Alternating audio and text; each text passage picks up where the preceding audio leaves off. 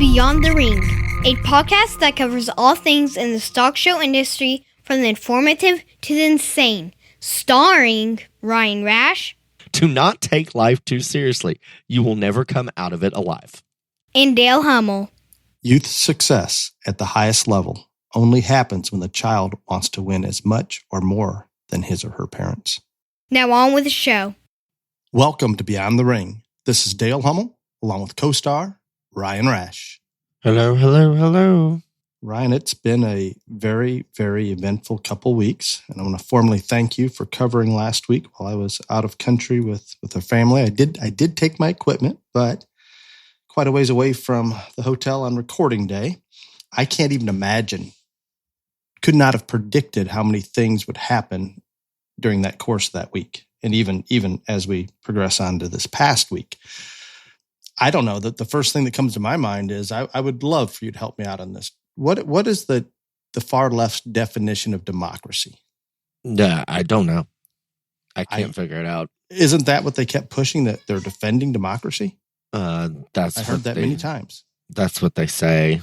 Maybe I don't understand the definition, but I didn't think it was denying 14 plus million people their primary vote and forcing President Joe Biden to step down from running at the top of the ticket. But that seems very, very odd, very hypocritical to me. Well, it's happened, so you might as well just get over it. No, it is. I just hope I don't think the Democrats are going to care. And again, if I am in that party, I understand the purpose of everything they've done. I'm not saying it won't serve them better. It just seems very hypocritical that they're defending democracy and then opposing it. In my mind, the actual definition I would give them is closer to a small coup than democracy on what they've just accomplished. There's no words for what's happened, but the problem is that you are one of the very few that care. Everybody else is fine with it. It does bother me. It truly does, because I don't. That's the reason, because nobody else seems to be concerned.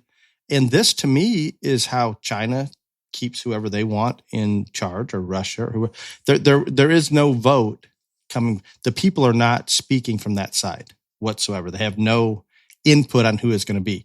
I'm going to say that Nancy Pelosi, the Obamas, maybe Chuck Schumer, and probably one or two others, less than 5 people, pretty much determined who is going to be on the ballot.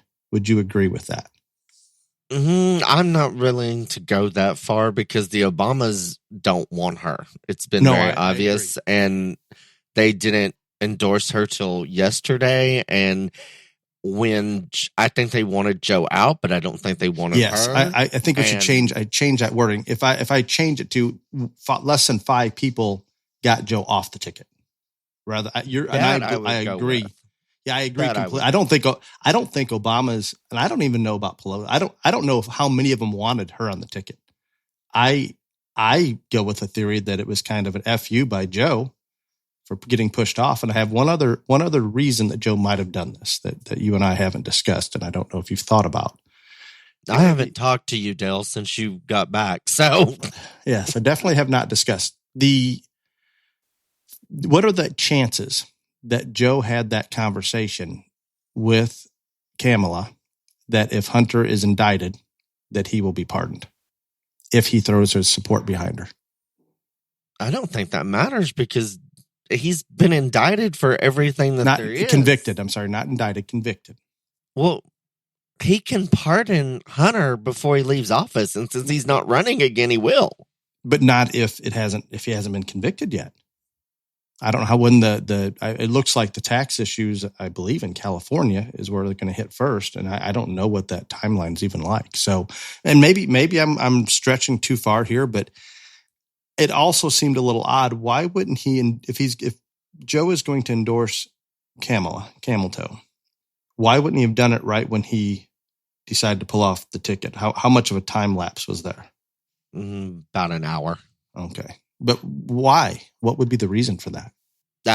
Nobody can figure any of it out. And there's no explanation, and there is nothing. But his statement came out that he was getting out of the race, and then like an hour later, there was another statement saying that he fully endorsed Kamala Harris for president.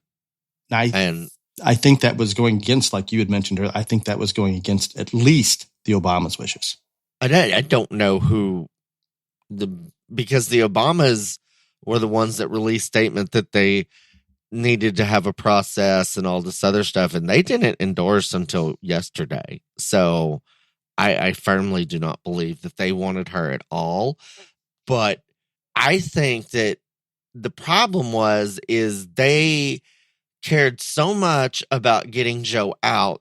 So whatever, I can't even remember what day he got out now, but the night before he was staying in. That morning, his campaign co-chairs on all the shows saying Joe's in it to win it. At like 11 something, he's out. Then he endorses Camel Toe and all this other stuff.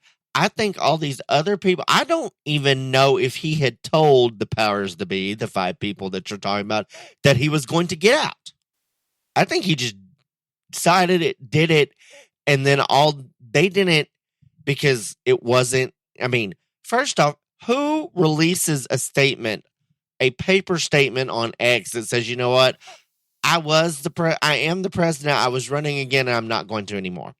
No address, no video, no nothing, whatever. I think he just did this, and the people that forced him out didn't have a plan set in motion for when he did say he was going to get out, and all of this just ballooned around them, and she took advantage and wrote it, and it wasn't even 48 hours, I don't think, that she had secured enough delegates for the nomination. Yeah, I agree 100%. And they didn't have a plan. Their plan was to get him out, and then after he submitted to them that he was going to get out, then they were going to formulate the next plan, and he just did it, and this is where they're at. And I think as soon as he came out that hour later and endorsed Kamala, they were pretty well backed into a corner at that point. Those 5 people didn't come out and endorse her right away. So if it truly is those 5 people, I don't know. I think that the problem is just there's so much unrest, and I have said from the beginning that I don't understand how the Democratic Party tells the Black, Asian, Indian woman vice president, you know what, you're not the nominee. And all these other people, even before, when this first started talking about right after the debate, all these other people were like, no, we can have a mini primary and da-da-da-da-da. Black Lives Matter came out against her. Okay? If you are the first Black woman, Asian, Indian, whatever race you want to make it up, vice president and Black Lives Matter comes against you after said that this is not the delegates are not oligarchs, this is a democracy, and anointing her is not a democratic thing like you were talking about earlier. That's Black Lives Matter that came out and said that. That's a problem. I don't know that they had another good option other than I guess I would have went with whatever that bullshit mini primary could have been. That way they could pretend that they let the people in somehow. But it's a mess. I'm disappointed with the love affair that the media is now taken on, the left media, at least the mainstream media. They're going to love anybody other than Joe because Joe's a vegetable. Yeah, no, I get it. I hope it fades a little because the polls are closer than where I would like them to be. But as we know from last time, if Trump's even close, we should be in good shape on the real election. But nobody's going to know anything about polls till at least 2 weeks. 2 weeks from now, after the assassination has settled down and this has settled down, then you might have a better grasp of what is what. But until that, and then as soon as that happens, they're going to have their convention and she's going to get a bump and all this other stuff. So I don't know if you'll have a good read. I think I will say this again. I have said this before. I am very, very uncomfortable with him debating a woman. And he's going to have to debate her. And I think it's going to go bad. And there's no reason it should, other than he can't help himself. He could debate her well if he. I don't think he can.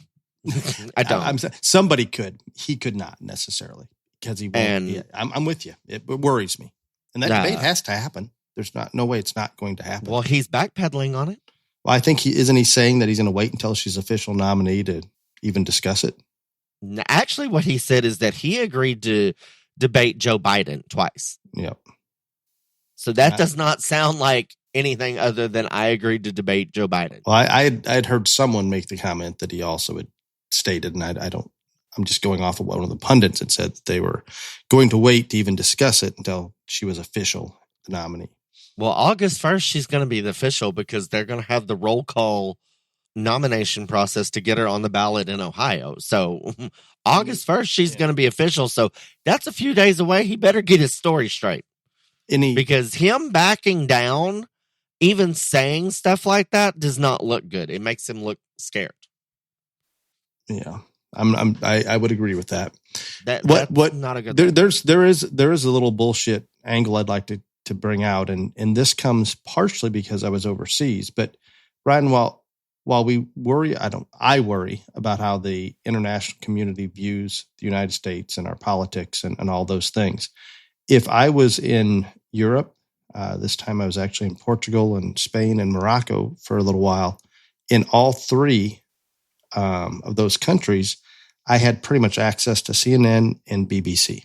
That would be the two far left news channels, international news. And if I was just watching those news stations, it would be similar to you or I watching CNN or MSNBC here and nothing else. Don't look at anything else. So I'm hoping that social media is where a lot of the news comes from for a lot of the people overseas, because if you just watch those two, it would be very hard to like the Republican Party or Trump or any conservatives. And it's as slanted as what we see here on the mainstream. The problem is I could not find an alternative to counterbalance it. And that was a very odd perspective for me. And it was very difficult for me to swallow. And that's where it first came up. But even more so now that I'm back home, I went to MSNBC early this morning and I heard, I have no idea, Morning Joe or whoever the hell that is. I think it was on his program. They're praising Trump for putting country first. One of the only people other than George Washington and some lady from... You mean Biden, not Trump. I'm sorry.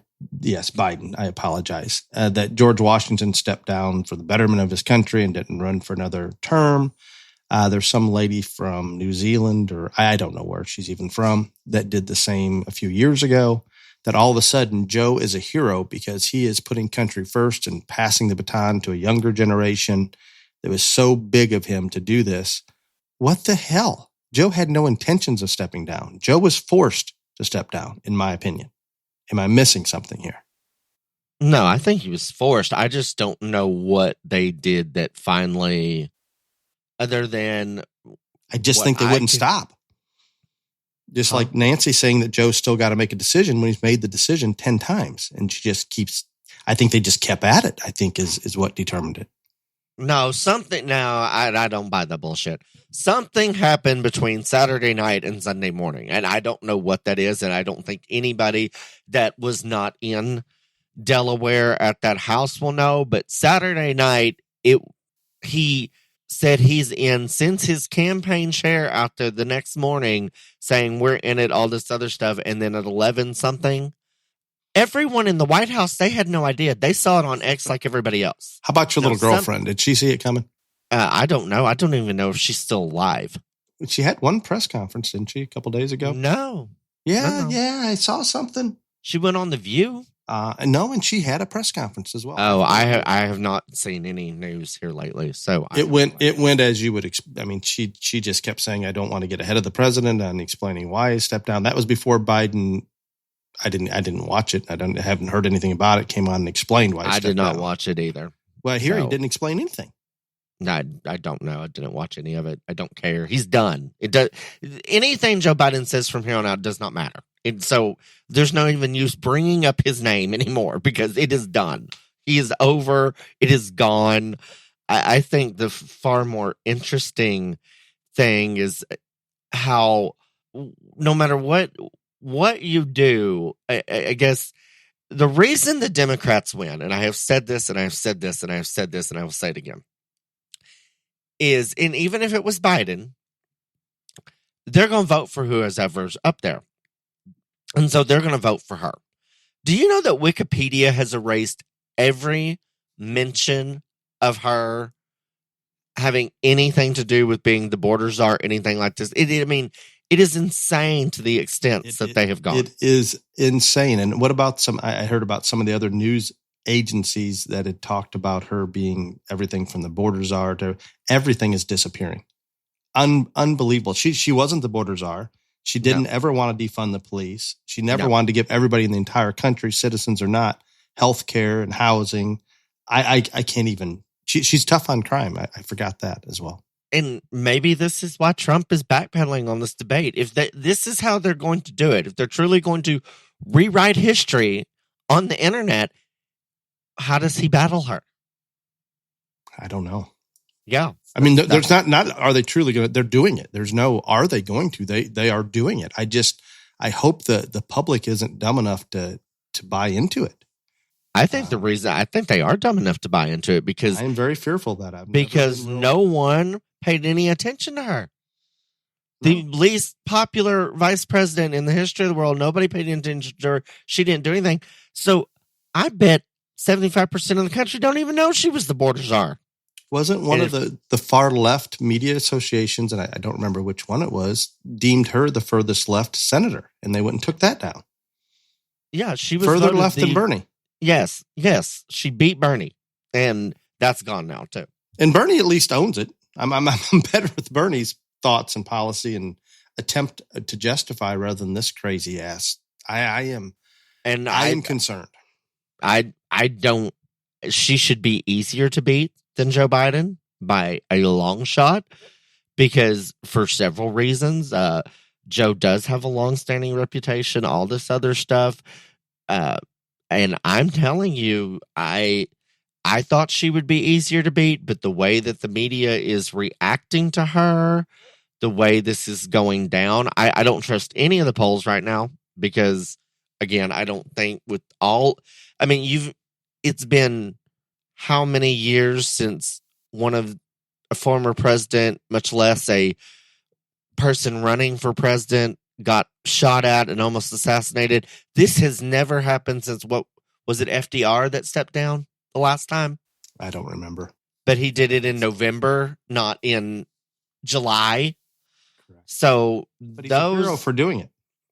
Those events, the polls are not even going to be close to right for at least a couple of weeks. But everybody's talking about her vice president pick. I don't think it matters. I mean, because if they're looking at vice president picks, Trump's is terrible. So, I mean, yeah, I don't know. Hot ass mess. It's a mess. We're going to get long here. I heard right before we jumped on, Israel took an attack from Hezbollah, missile attack, and Trump came on and obviously denounced it and basically reiterated that we're in trouble, that it's time for the rest of the world to respect what we're doing and we need to back Israel. Well, they will when Camel's host president. I don't think that's probably going to happen. No, I don't think so either. But what is up with and I did not see this. I had a couple people ask me about it. I did not watch the opening of the Olympics, but the parody on the First Supper. I didn't watch it either. And then I got off plane and one of my little group texts is blowing me up about drag queens and the Last Supper. And I am not an Olympics person. And if that makes me un-American, that's fine. But I'm just not. And anybody that doesn't think the French are going to do something crazy, they have never been to that country before. So while it is probably, I mean, from what I understand, and I did not watch it, and I have not seen any news about it, the little that I've seen, because they took it down off YouTube. I couldn't even go watch it this afternoon. I was going to. They took it down off YouTube. From what I understand, they had drag queens recreate the Last Supper. So it's okay to make fun of certain religions and not others. I'm just telling you, that is what I heard. And that may be all wrong. I have not seen any of either. That is what I've heard. That is what I was. That is the information that was relayed to me. I don't know if that's right, but I saw a few pictures and some video on X, and that's what it looks like. But again, it's the French. They're crazy. They're real crazy, and it doesn't have anything to do with American politics. So, Camel Toe won't denounce it, and Trump will. So, but I'm going to tell you,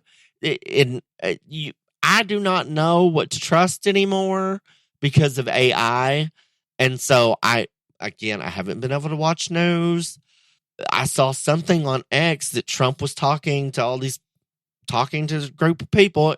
It was Trump's body. I don't know if it's Trump's words because of artificial intelligence, but it was like a 30-second clip that if all the Christians have to get out and vote, and if they'll just vote this one time, they'll never have to vote again. That doesn't sound good. What's that mean? Well, what do you think it means? That he is becoming the dictator and never leaves office. That's what it was alluded to. Yeah, and you're right. AI, you cannot tell the difference at this point. Yeah, so, exactly. So I mean, again, a mess.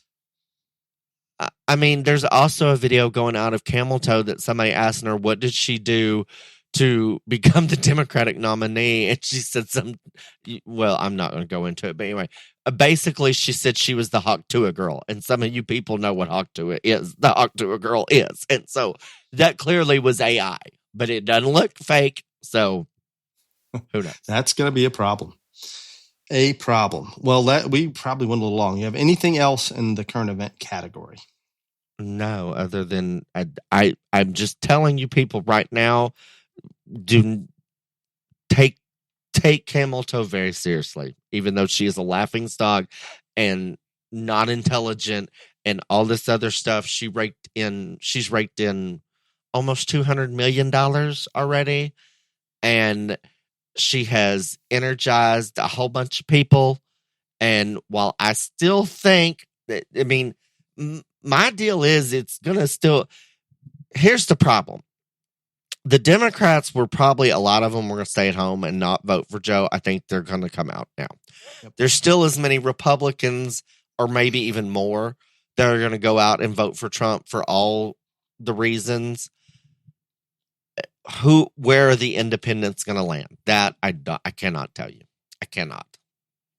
I saw an early poll, and again, as you had mentioned, I don't know that it means anything, but Trump had a slight edge on independents, and I don't know where that was against Joe.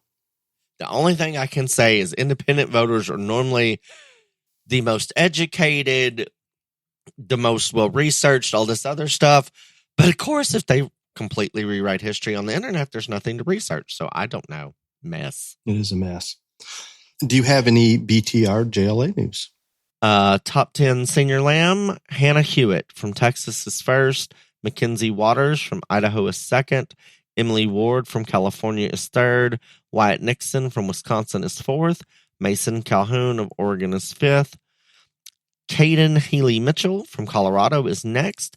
Ty Hawkins from California is next. Eighth is Lane Megerly from Oregon. Sorry, Lane. Ninth is Kenzie Brown from Texas, and 10th is Echo Bartles of Colorado. Excellent. ShowFresh H2O has become a mainstay in the show box across species for some of the most competitive families throughout the country. If you have not tried ShowFresh H2O yet, please do so. It can be purchased at your local supply trailer or at swampfox.com. Thank you for your continued support from ShowFresh H2O. I think I was a better water boy last weekend than that. That was pretty lame. I need to go. That was really lame. I even talked about summer heat and all this other stuff. You're not doing very good, sir. Well, I don't want to say the same thing. I think they should fire you. I think they should. Maybe that'll be the next negotiation.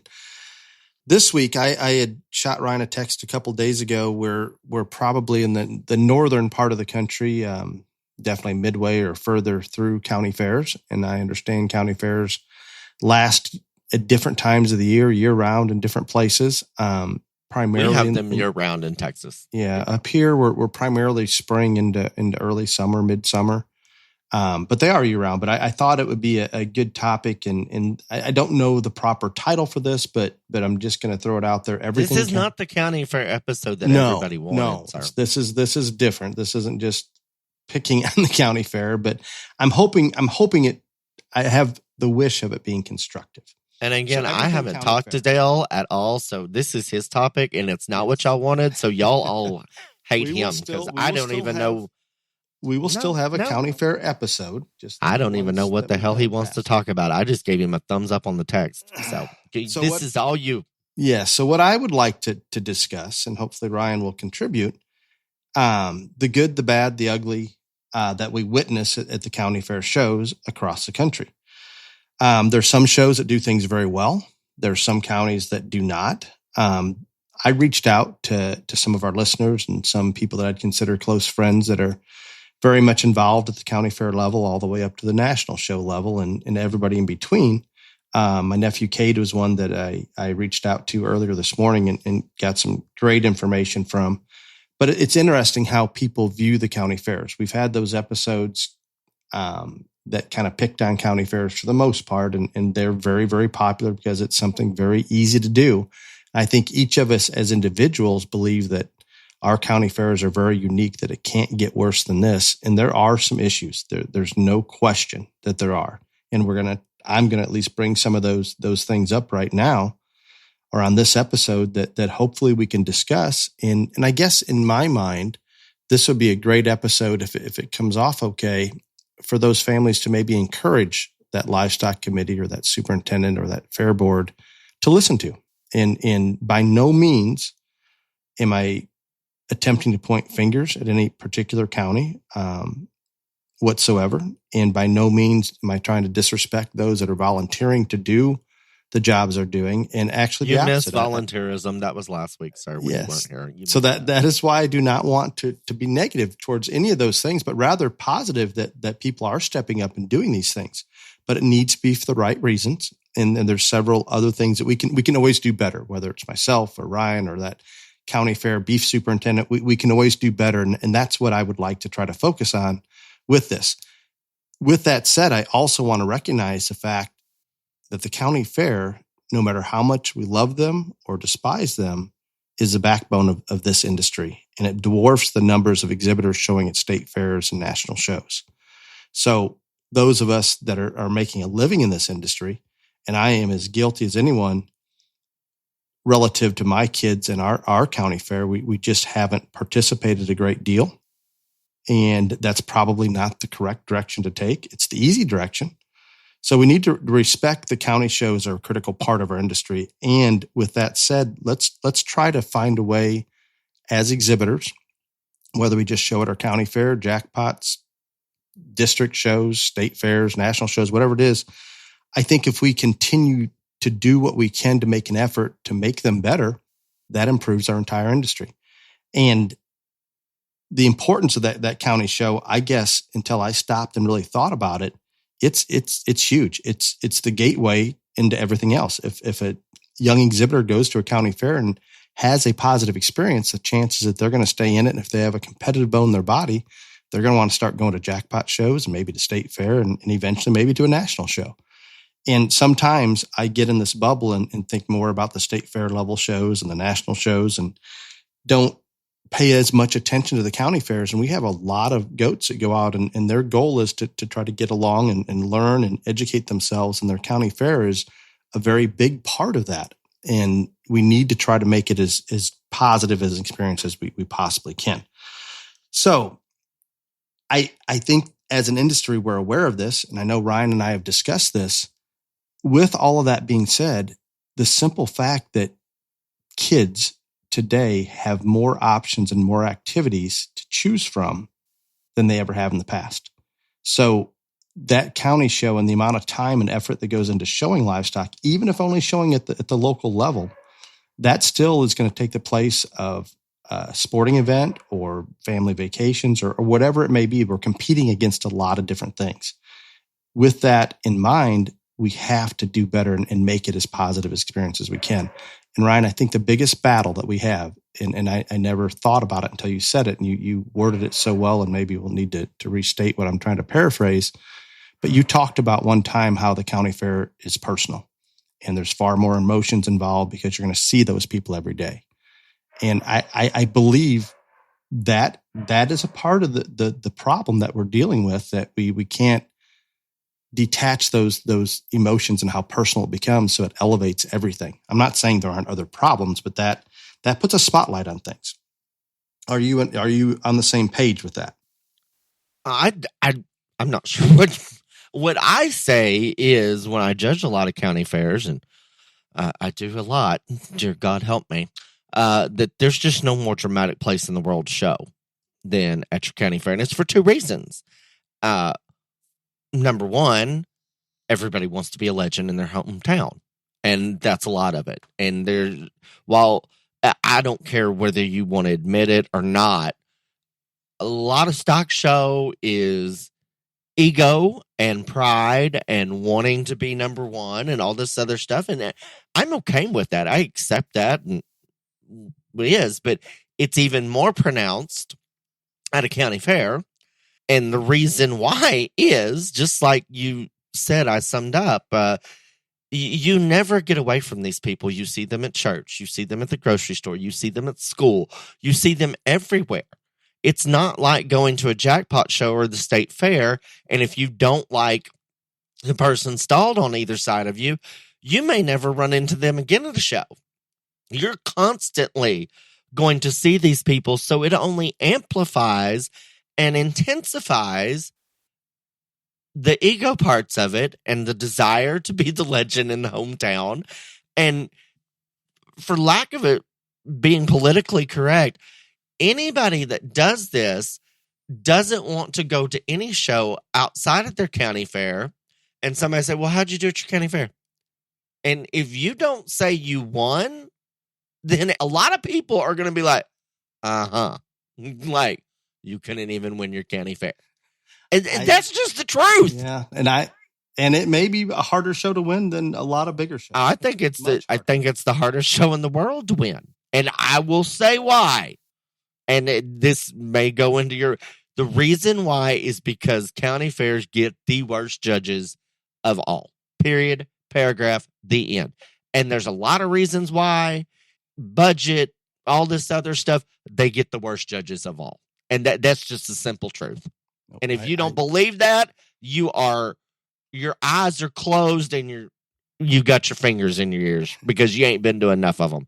And the only reason that I have agreed to do as many county fairs as I have over the years, but especially these last 6 years, is just for that reason right there, is because I know that there are so many times that the judges are not good enough, or they're from the neighboring county, or there's something like that. And that's why I have done this county fair stuff that I have for the past, especially these past 6 years.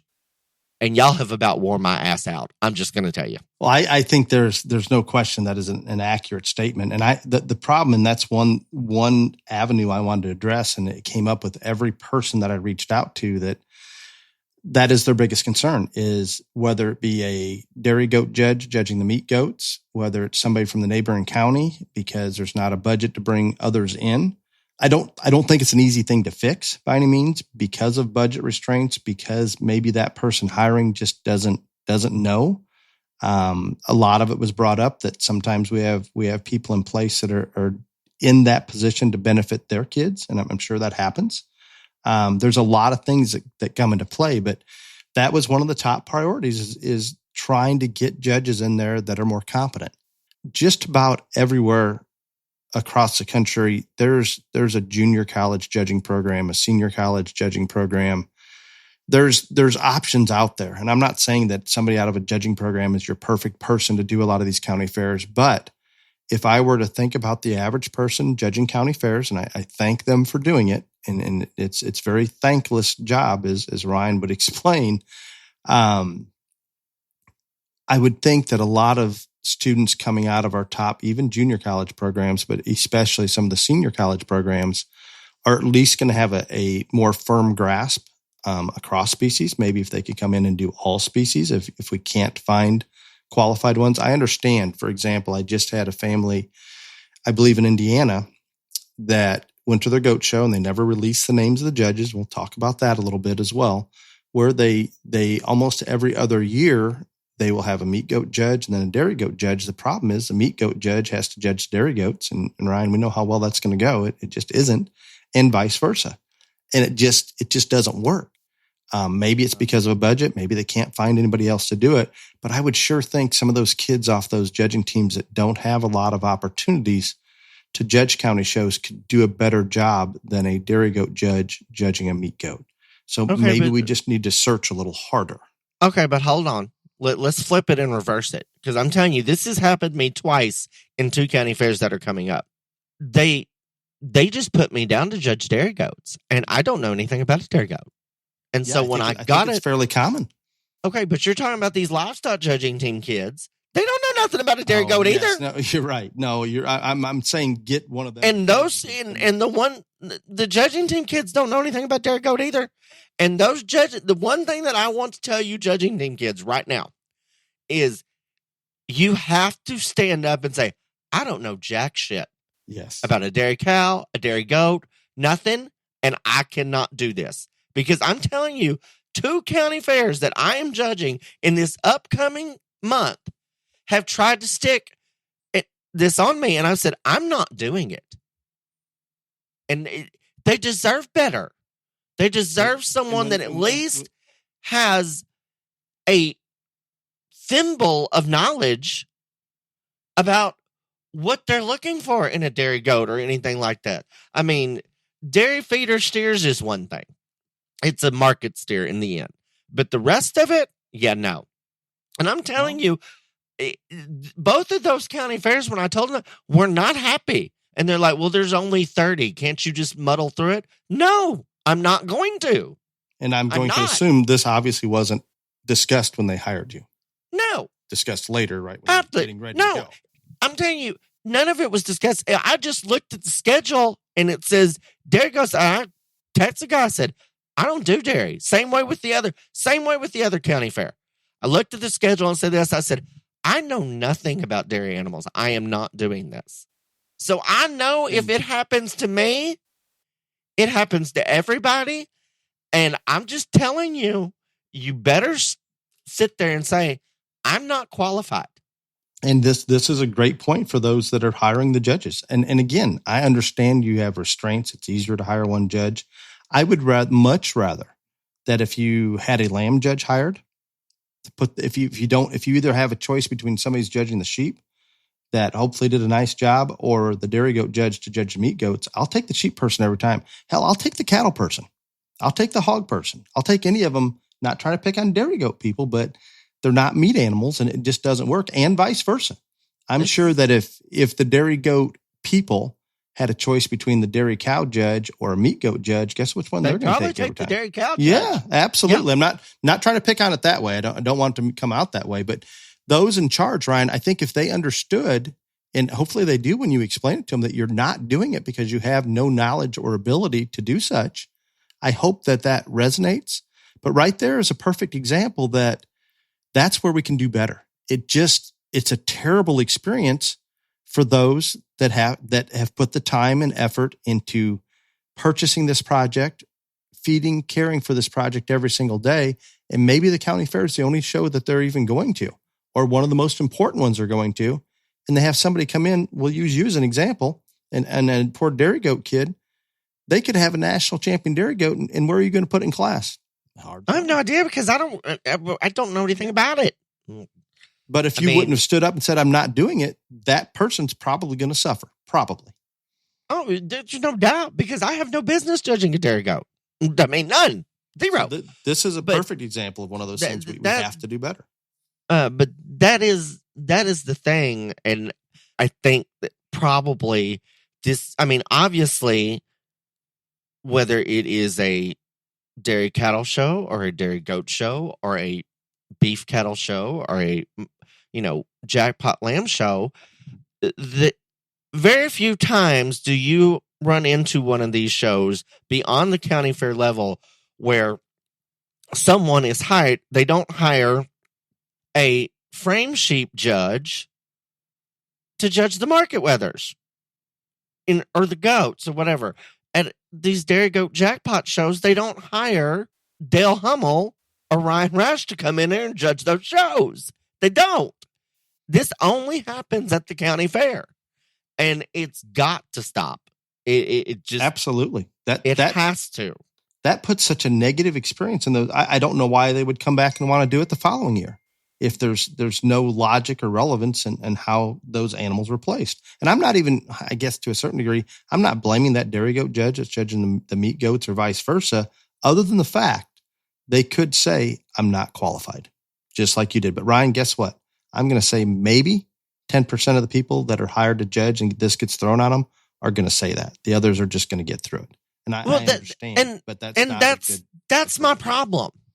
It's probably about half and half. You talk about the judging team kids or whatever.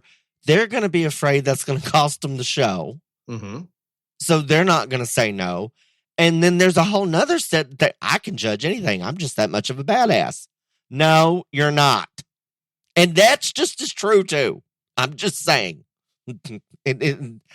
And so, yeah, I don't understand it. I don't know why anybody would want to not only go out there and try to sort something that they have no idea about, because there are going to be people there that do know that you're an idiot. I can assure you, and I told this story one other time, the very few stories that I have, but one of my early shows was judging, I assume, sheep. At a county fair here in Illinois, and when I got done, they basically started bringing the pygmy goats in, and it wasn't a little pygmy goat show; it was large. And my dumbass used the bigger, higher growth ones. How do you think that worked out for those exhibitors? I don't know if I've told this story. I know I've told it to you. I don't know if I've told it here. During Rona year, some county fair, I don't remember which county fair. I don't even remember what state now, but the pygmy goat judge doesn't show up, and I'm the only judge there on location, all this other. And I told him, I said, I have no idea anything about this. I did whatever, all this other stuff. And they're like, well, if you don't judge it, then these kids aren't going to have a show. That's just all there's to it. So before we ever start the show, I explained to everybody in the audience what the deal is. I know nothing about this. They have informed me that the other judge won't show up. If I don't do it, you kids aren't going to have a show. So I'm going to do it, and I'm going to tell you I know nothing about this. And this one woman was just absolutely fuming ass pissed off at the end of the show. I said, lady, I get it. I'm not telling you I know a damn thing about it. But I explained to you what the situation was. So you can either be mad that I didn't do it right, or you could have been mad that your kid didn't get to show. Either way, you don't need to be mad at me. You had in full disclosure before you started. Yes. Yeah. I didn't have to explain that to them. After the first class, they figured it out pretty quickly that I had no idea. So yeah, that's a great area. So I'm going to go to some of the positive things, and we'll bounce back and forth just a little bit. But I think when we talk about the long-lasting friendships, relationships, exposure to the public, a lot of positive things we talk about just in our industry, this is where it starts. And there's some county fairs out there that are absolutely amazing. And I had one individual from California remind me of the show that I said had the perfect lighting. That was Yuba Sutter, I believe, County Fair. David Dillaboo is the fair manager. And I've known Dave for quite some time. And when you talk to a lot of individuals out at that show, they will say that is run as well as any they've ever been to at any level. So there are those shows that are so positive, and you have the right people at the top that are putting the effort in. They have what we call some livestock sense, and it works. And we can do that. And I'm not saying that other shows aren't as good as that one by any means. I'm sure there's hundreds of them across the country that are as good. I just haven't had exposure to them. And there's a lot of them that just aren't. Ryan, there was a a post. I don't know if you saw John Dimmick's post. I believe it. I saw it this morning. It may have been out for a few days, but they just had their Jackson County Fair premium sale, and we'd had John Dimmick on here months ago, a year ago. I don't know how long ago, but he's one of the auction committee people at Jackson County in Oregon, and their premium sale. And I believe this was steers, maybe hogs. Either the lambs or the goats weren't even included. They have those at a different time of year. Just under just over $2.9 million. Steers averaging $10 a pound. And we had talked about some of the things that they do there. And again, I understand that there's issues with the ag economy in different parts of the country and so forth. And we maybe can't expect every county fair auction to be like that. But the fact that they get those individuals involved and they go out and recruit buyers in person and talk to those buyers about their projects, and a lot of things that they do could be a great protocol to try to implement throughout the country. I'm not saying it's all going to work as well as it does there, and it's taken many years to get to this point and a lot of time and a lot of effort, but we can always do a little bit better. And I'm guilty here. I do not serve on our local auction committee, and I appreciate those that do, but it's a struggle every year. And Ryan, you, I'm sure, are gone before most of the county auctions, but I'm sure as many county fairs as you're going to, you'll hear about this auction's really good, or we really struggle for this one. But it's interesting across the country. There's a lot of different approaches to it, and some seem to be successful and others just aren't. And I know it's going to be difficult in different parts of the country to do so. But that's an important part of this. And in most shows that I've been associated with, the kids at least get to sell one animal. It doesn't have to be a champion or a reserve, but they're allowed to put one animal in sale. And a lot of shows are simply getting those animals sold for a fraction over what the market price is. And we've got to try to do better, to reward these kids and get a little bit back for them. And I think if all of us on the breeder side, to pick on myself a little bit, become more involved, it's going to help. I mean, it's going to take everybody. But if we stop and realize that in general, and Ryan, you could address this better than anybody, it is my impression that livestock numbers in general across species across the country have probably dropped over the last 5 years at the county fair level. Is that accurate? I just had this conversation with some people at the Delaware State Fair waiting on the Grand Drive.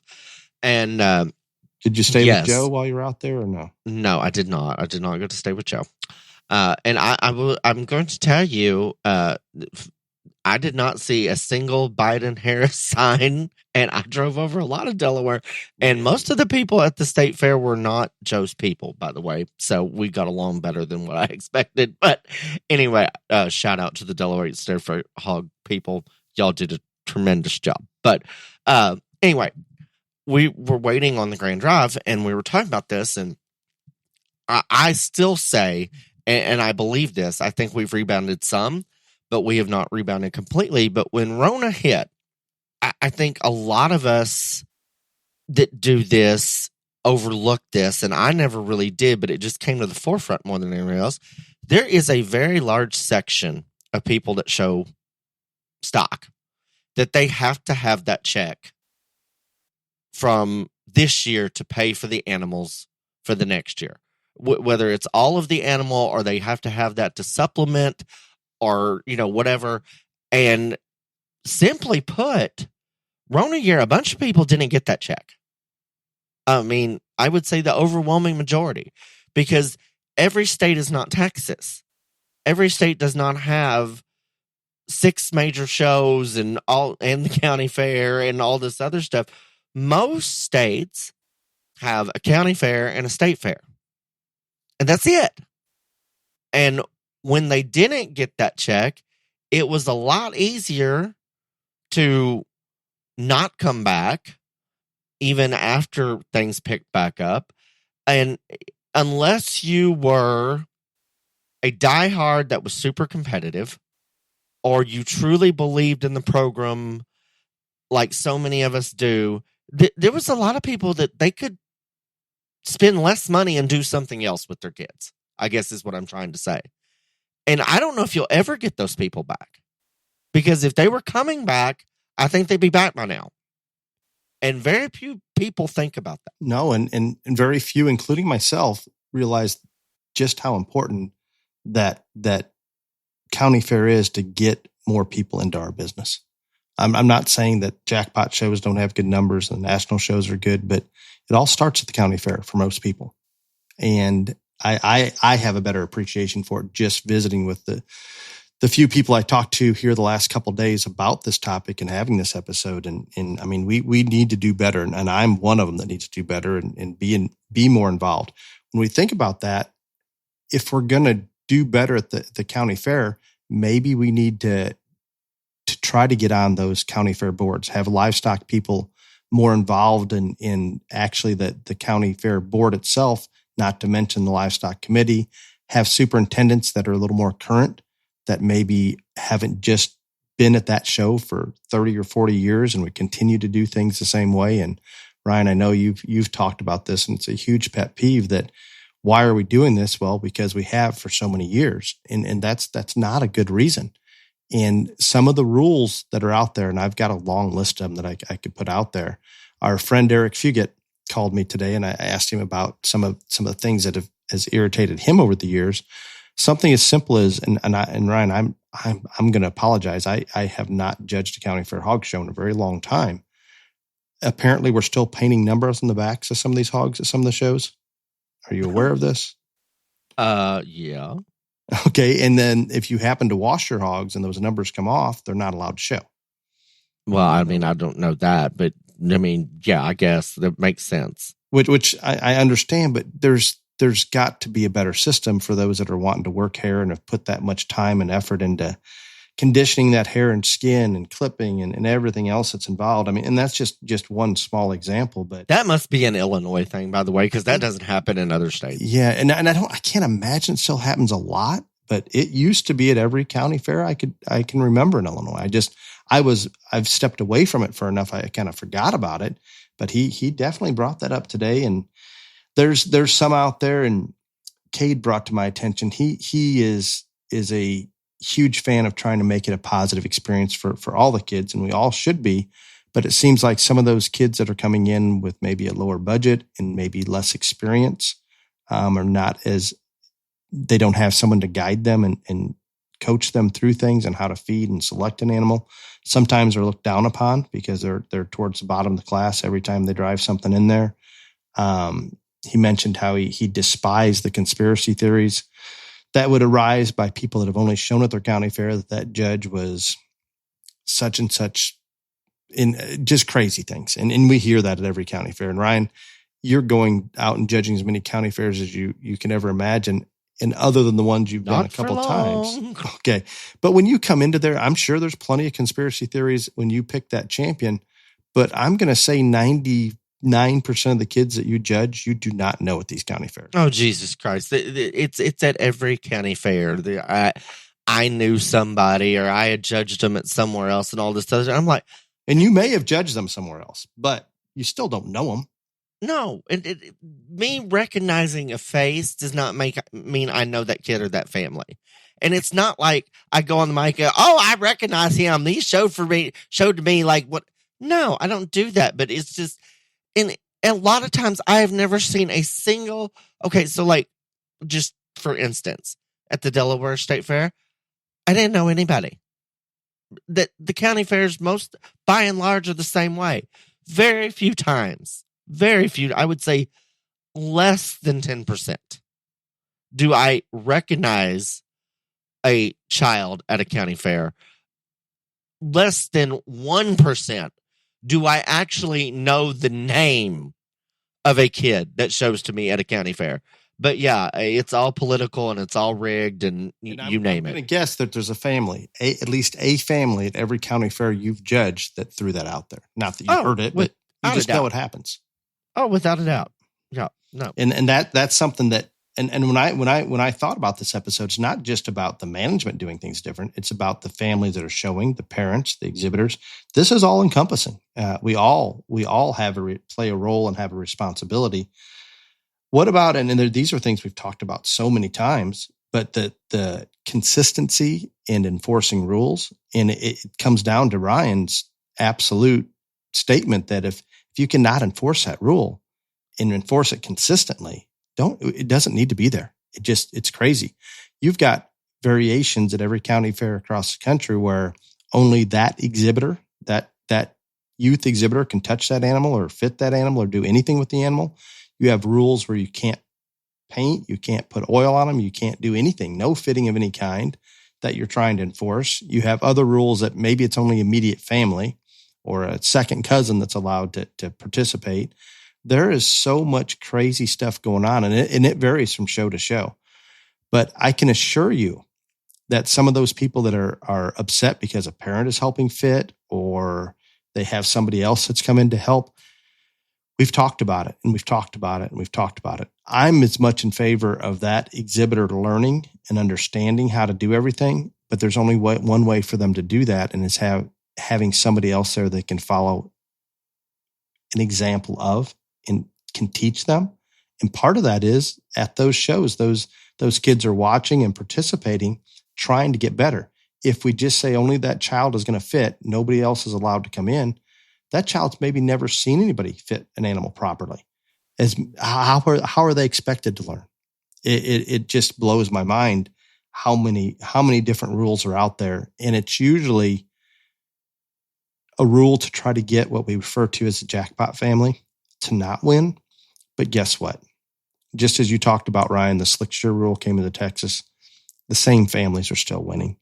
And it's no different at the county fair level.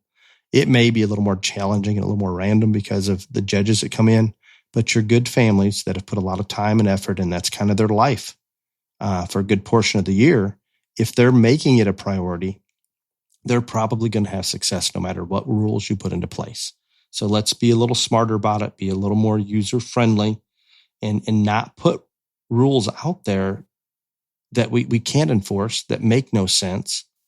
It just implement a little common sense, and it would go a long, long ways. Ryan, I hear another one. The quality of the show is oftentimes very dependent on how the show flows. And we all know that you move through them as quickly as anybody and still try to give the exhibitors their presence, acknowledge their presence, and make it positive for them. But guess what? No matter how fast you're going to move through them or how efficient you are at doing that, if you have no ring help or ring help that doesn't understand or we're not getting the classes lined up, it's going to drag out. It's going to go really late into the night. There's a lot of things that come into play. And I would say in a hog show for sure, but I think across species, having at least 2 capable, qualified people in the ring to keep the show moving, and keep hogs from fighting or tailing cattle or helping the goats around the ring, whatever it may be, that changes the entire dynamic of how that show goes. And how many times are you at a county fair and you're the only one in the ring, Ryan? Again, you missed the volunteerism episode last week, and I covered that. But I want to go back to, before I address this, and I think you're right, I want to go back to something that you were saying about the rules. Unenforceable rules suck. And I've said that on here 9 million times, and I don't know if it's ever made any difference or anything like this. But the one thing that the county fairs need to work on more than anything else is I cannot tell you how many times at a county show something comes up, whether it's a protest or a parent complaining or something, and then they come to me and they say, "This is what's happened. What do you want to do?" That is not for me to say. You have a rule book, you have officials, you have a superintendent, etc. You are the ones that have to make that decision. This only happens at the county fair level, is when they come up, and it has happened more times than I can even, y'all would never, ever, ever believe me. And well, this is the problem. What do you want to do? I don't know what y'all want to do. That's y'all's rule, and this is your county fair, and that's above my pay grade. But that's just another scenario where we have to do things differently at the county fair level. But you were talking about ring help. Yeah, it's a struggle a lot of times at the county fair, and I think the biggest deal, and I'm not trying to pick on anybody. I think the biggest thing is that most of the people that are there that can help probably have a kid showing. And most of the people don't think that if you got a kid showing, you should be in the ring. And I'm not saying that is not true. But also, there's got to be enough people in that county that their kids are out or something. You've got to recruit people or get people from other. If you lamb people that don't show goats, go volunteer for the goat show. Something. Everybody can help in this thing because it is truly a struggle, and it's a struggle for the kids. You see parents get pissed off and worked up because there's nobody out there helping their kid. The judge gets frustrated. So yeah, I get it. But at any other level, there are more people concerned about who is in the damn ring at a county fair than anybody else. I have judged all over this country. And I'm just going to tell you, none of you people scare me. None of you do. There's nothing that y'all can say to me that has not been said, not put on social media. And do you know how many times at a county fair they think that I can't be left alone? I can't do this. I can't go to the bathroom by myself. That is bullshit. It is just, phenomenal to me that people get that worked up over who can help, who can talk to the judge, all this other stuff. And you're just shooting yourself in the foot. You just really are. I'm going to go on the record. I'm going to ask those families if you can't get somebody from the other barn or there isn't anybody else available. I am okay with parents that have kids in the ring. I'd prefer they didn't get into a conversation with me if they have kids showing. But if they can get in there and make that show run more smoothly, and they're not pointing at their kid or coming up and telling me something about that, even if they do, it's going to, just like you, it's going to hurt them. But there are plenty of people at every county fair capable of getting in that ring, whether they have a child in there or not. I'd prefer they didn't, but if that's all you have, take advantage of it. It's okay. I don't see anything wrong with that whatsoever. And it does changes the entire way that show is going to go. It changes the experience for that child and that child's family that's ringside. All the above. It seems simple, but it just doesn't happen. I'm reaching out for those of you, the superintendents, the livestock committee. Just make sure that happens. And you know what? I'm going to go a step further, Ryan. It's the most common at the county fairs, but guess what? I'll still see it at some of the jackpot shows. No, yeah, but it just, I think, more than ever, that problem is the most intensified at the county fair level. Yes. One that we've talked about so many times that came up with every single person, and I was shocked, probably 5 people that I reached out to, none of their county fairs are allowing the judge's name out before show day. How is this still possible, Ryan? I don't know. We obviously are doing no good at all. No. Because I cannot. I would love, we're talking about political debates. I reach out there. I'm going to do this for Ryan because he's a much better debater than I. I'll narrate. Anybody that would like to come on and debate Ryan on why you should not release the name, we will bring you on this podcast. Oh, please do it. Please. And I don't even have, I will just narrate. It's not 2 against 1. Please do it. I will set aside. Please. That's an I want your ass on here. Whoever it is. Message. Yeah. And guys, there is, I don't know how stronger to make the case. I promise you, even if you think you're doing it for the right reasons, you're wrong. Because just common sense tells you, if you've hired that judge and he's politically connected to somebody in your county, for God's sake, don't you think he's going to talk to those people and they're the only ones that know then? It just does not make, there is not one single reason that I can come up with why. There's one. You're sketchy. That's it. Yeah. Yeah. You're sketchy. And if you don't have faith in the person you hired, then hire somebody else. You should be wanting to scream it from the rooftops. This is who is judging. So unfortunately, a lot of it is because it is sketchy then. What did I say at the beginning of this? They just can't. It's impossible. But that is a true invitation. Contact me. You don't even have to communicate with Ryan. I won't even tell him who you are. We'll hide that like you hide the judge's name until you're on the podcast. But if you'd like to debate, no, you Ryan, come right on.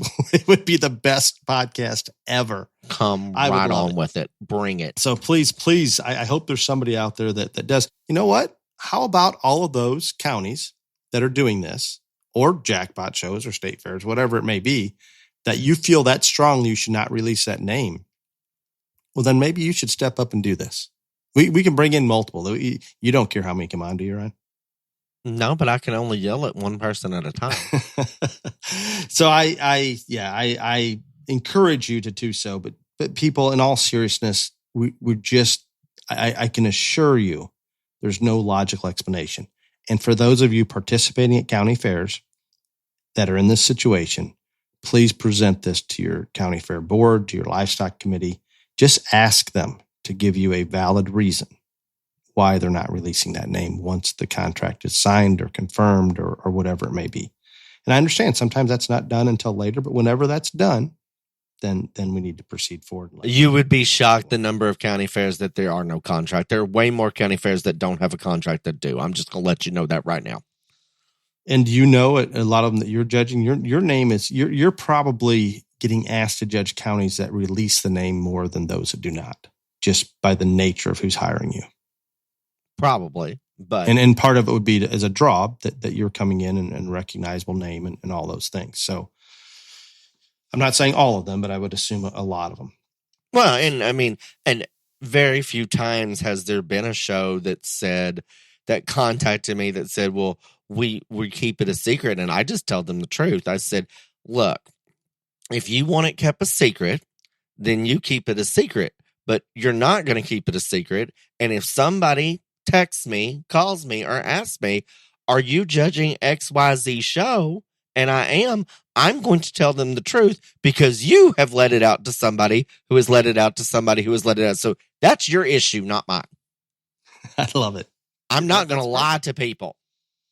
I get it. And I'm sure that happens. It really does. I guess I never ask when I've asked to judge a show whether I'm allowed. No, I don't ask, but there's been on there's been a small handful that said, oh, and by the way, we keep the judges a secret. I said, well, you can keep it secret all you want. And I'm not going to go out there and advertise it. But if somebody asks me, you didn't keep it a secret, somebody let it out, and I'm not going to lie. Agreed. I think let's just go back to using some common sense. Let's become more involved, make sure that we have more livestock current show people involved on those committees, the county fair board, whatever it is, superintendent, volunteering, maybe in the other barn to help out. We can all do better. And I'm going to say I'm the most guilty because I have not participated in our county fair for quite some time. I do get to go to other county fairs and help our clients where we're allowed. So I'm involved in it, but not on a personal level with my kids. So we can, including myself, we can all do better. It's easier, as I told somebody, it was easier for me to just step away from it than it was trying to improve it. And that's not the right direction to take by any means. So for that, I need to do better, much better. So I know we're running long here, Ryan, but I appreciate your input into this one. And it was fairly important when I thought about it that I wanted to do this. I think if I'm going to give recommendations to that board or that livestock committee, it's the bottom line. It's really simple. Ask yourself from a fair board perspective or livestock committee perspective, are what we're putting in place or the rules or whatever we want to talk about, the guidelines that we're putting in place for this show, are they in the best interest of the kids and the families? And I think most people that are in those positions believe it is in the best interest. But I hope some of you listen to this and maybe open your mind up a little bit that just because this is how we've done it for many, many years doesn't necessarily mean it's the best way. I strongly encourage those of you that maybe haven't gotten out of your county to go to jackpot shows or state fairs or national shows. And not that they're all perfect either, but I think the more shows you go to and see how things are done differently maybe than what you do at your county, I think incorporate the good that you see in other shows with what you already have and maybe make some changes. Open your minds up to making this even a more positive experience for those exhibitors. Don't just put rules in place to try to beat that jackpot family. Don't put rules in place that cannot be enforced, because guess what? If those rules cannot be enforced, the ones that are truly following the rules are being penalized because the others are not. And that's the opposite of what you want to happen. I can assure you. So we've got to be a little smarter about it.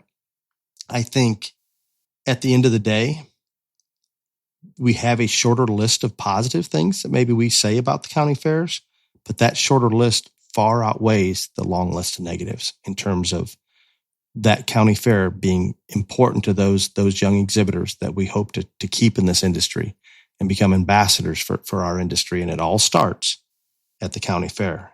And I am becoming more and more aware of that the longer I'm in this industry. And sometimes I think we live in these bubbles and we miss that sometimes.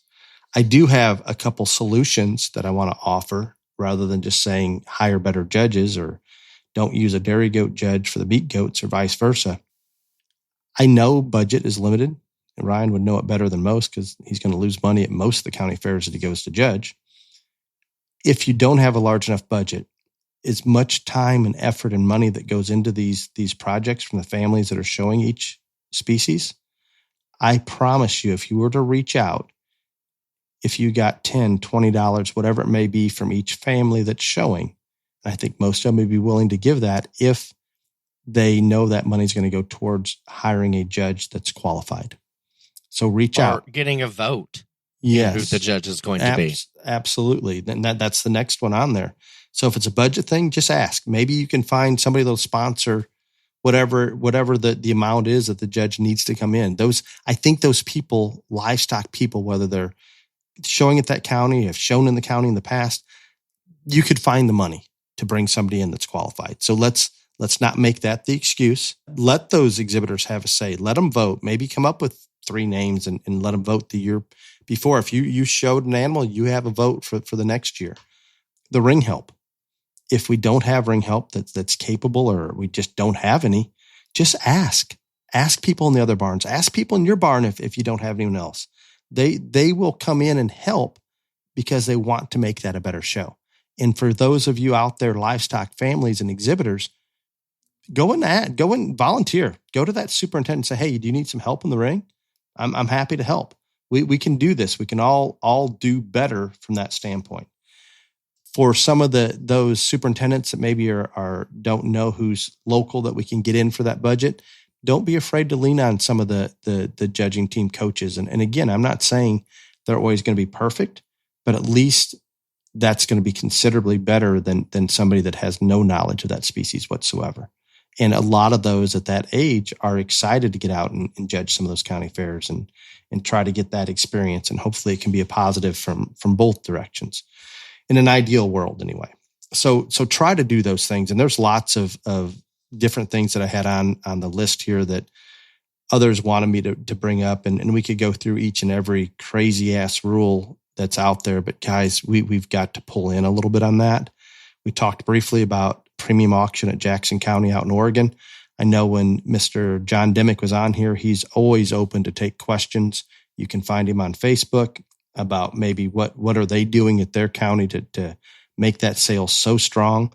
I'm going to volunteer Dave Dillaboo out at Yuba Sutter Fair in California.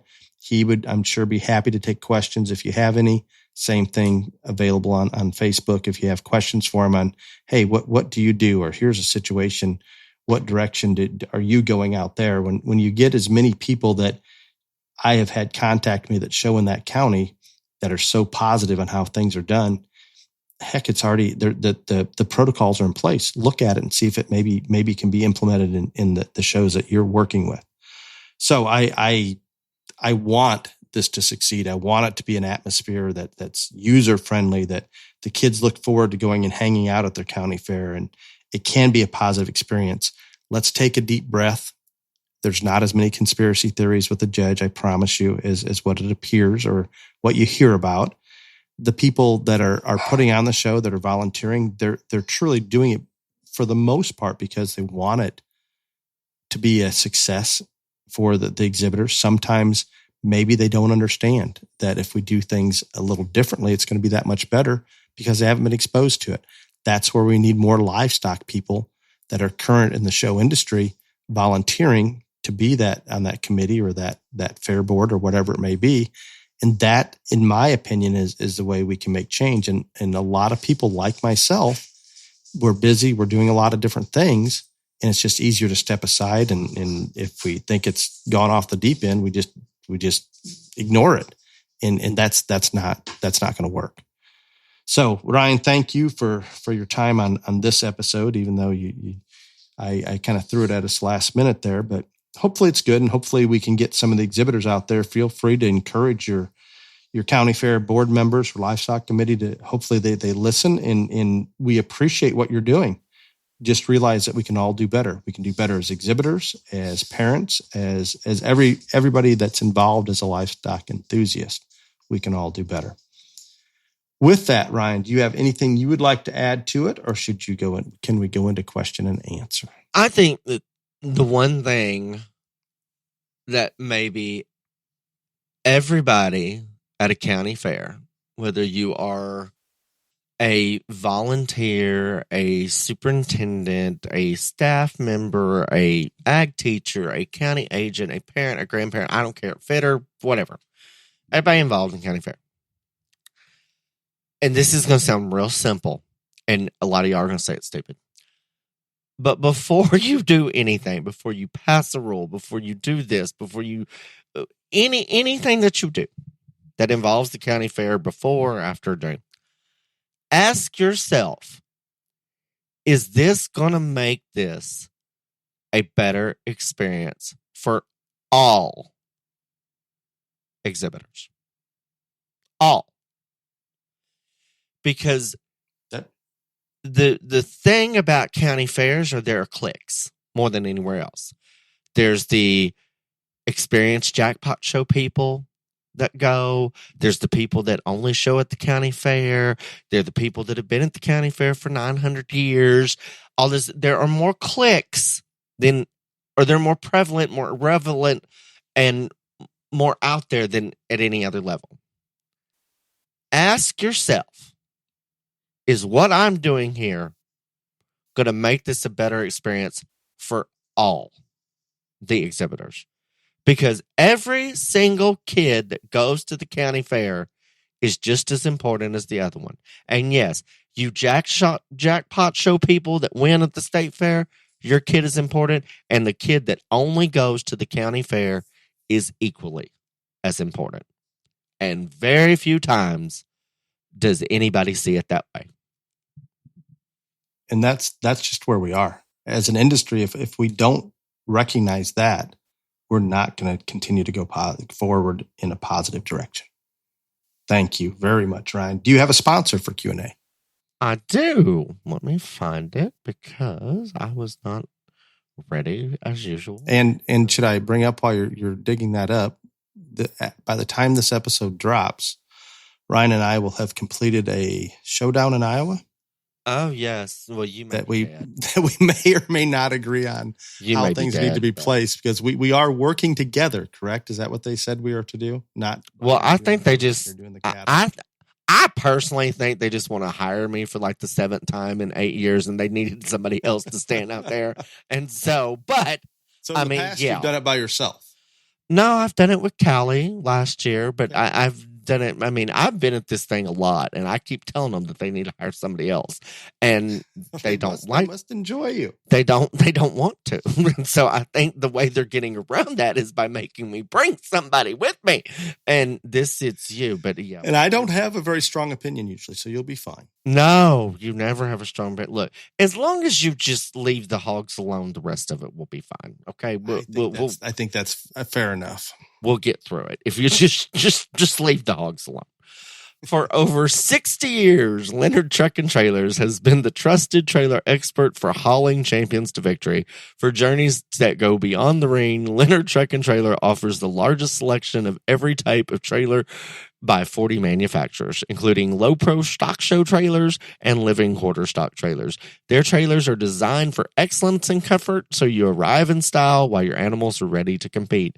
Haul with confidence wherever the road takes you, featuring a nationwide concierge service and warranty administration. Leonard Truck and Trailers offers industry-leading financing, nationwide delivery, and trade-ins are always welcome. Plus, they can create and install custom vinyl graphics for your trailer and offer a full line of apparel and hats to promote your farm and ranch.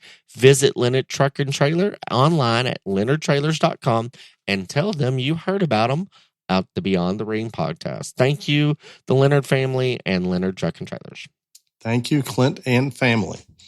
The first question comes from Carrie. Ryan, I appreciate the episode on volunteers, specifically the info on the roles for running a show. You spoke about ringmen and how many it takes. Being that hog shows are a bit different, how many do you recommend for those? I would say that you probably need at least 2 boardmen. And then, like I said, sheep, goats, and cattle, you need at least 2 ringmen. I would say 3, but I think you need at least 2 boardmen. And then you need another person in there that's taking down the results. And the person taking down the results in the ring at the hog show has absolutely the worst possible job in the world because, once again, those hogs and those kids never stay still. So you gotta kind of be like an active participant in chasing down those kids to see what their number is or ask them their name. And so a boardman cannot also serve as a results taker.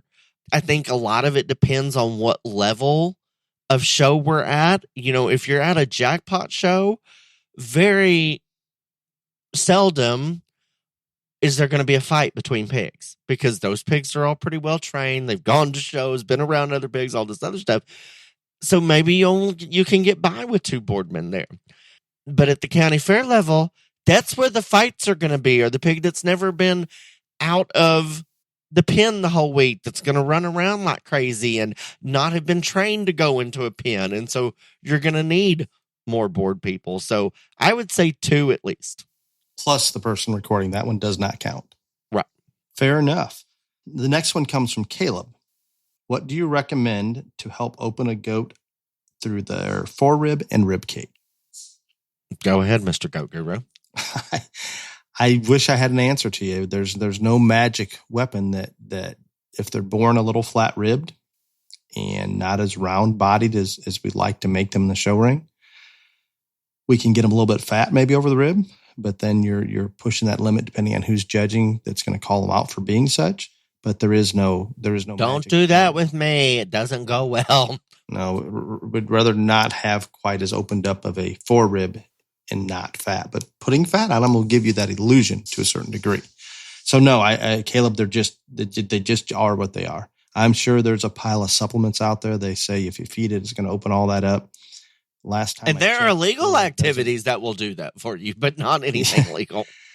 So there's no digestive tract that I'm aware of in that forerib that no matter how much fill you put into their body is going to change that. So I have no magic solution for that one. I know that when we work our goats on a sand track, we can open their skeleton up a little bit because they become more muscular, but to truly change that rib shape, and that's a difficult one to do. Julie has the next question.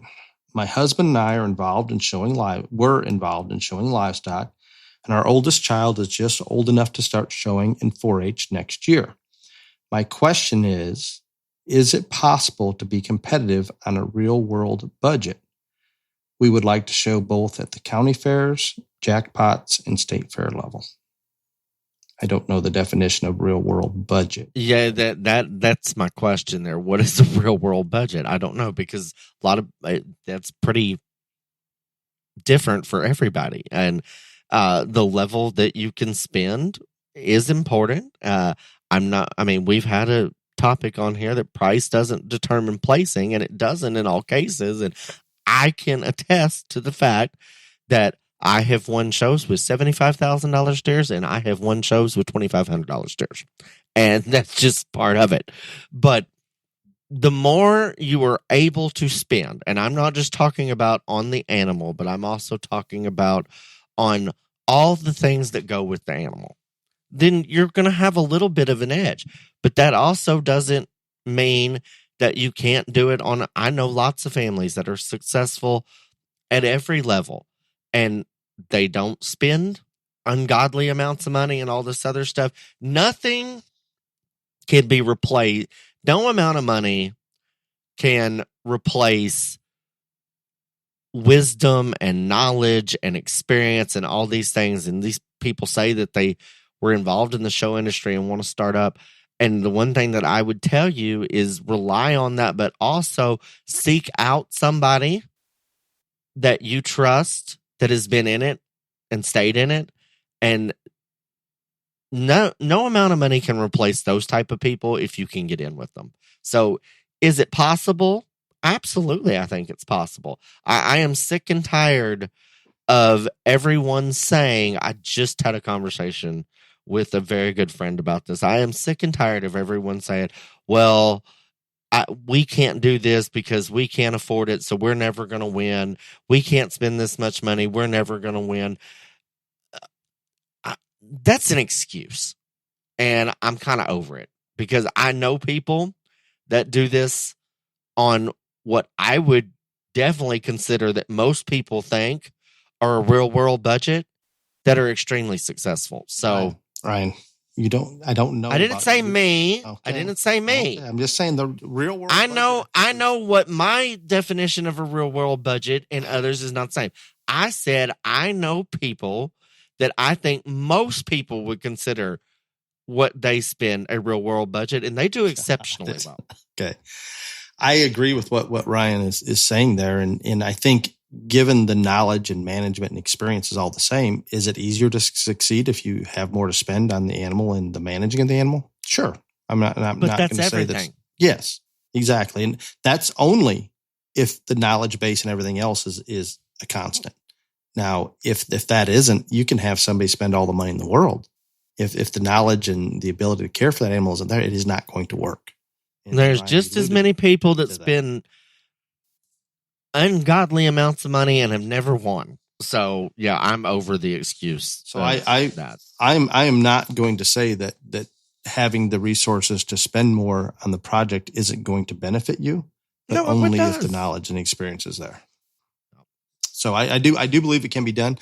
Does it get more challenging each year? Maybe, because there are a lot of dollars being spent on livestock, and maybe you got to dig a little bit deeper, and maybe you've got to work a little harder to find that one that fits that budget. But I think that's all part of the process. That's all part of the experience. That's a positive. And the more you dig and the more farms you can visit to look at animals in person, the more breeders you can talk to or brokers, all of that's good. Just keep digging and keep searching a little bit more. Ryan, you and I both know those people that go out there and they just scour everywhere, and they'll find one usually. And that's a good thing. That's all part of it. Well, with that said, Ryan, thank you to all of our listeners out there. Thank you for covering last week on the volunteerism. While I volunteered to be out of country with family and not sitting down with the podcast. Until next week, be safe. Y'all come back now, you hear?